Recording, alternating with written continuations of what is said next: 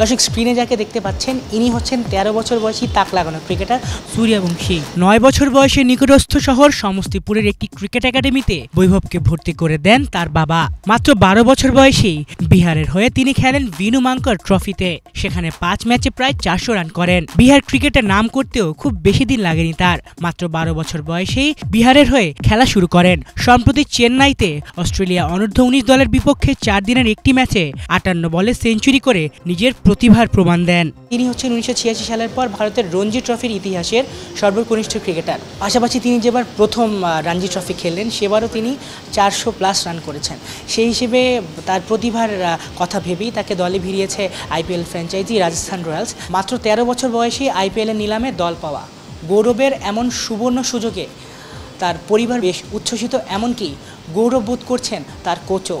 সে ম্যাচে run out হওয়ার আগে তিনি 62 বলে করেন 104 রান। আর এরপর থেকেই যেন আইপিএলের দলগুলোর চোখে পড়ে যান তিনি।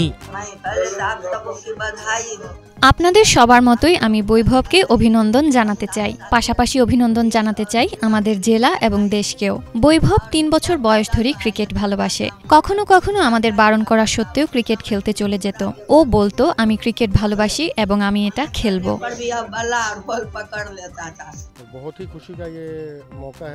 এটা আমার জন্য গর্বের বিষয়। প্রত্যেকটা কোচেরই স্বপ্ন থাকে তার ছাত্র আইপিএলে খেলবে। আশা করি সে নিজেকে প্রতিনিয়ত ছাড়িয়ে যাবে।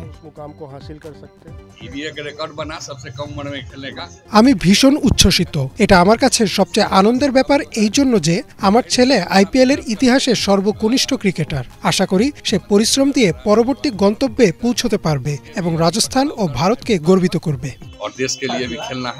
আলিফ Chowdhury, Bangla vision news desk.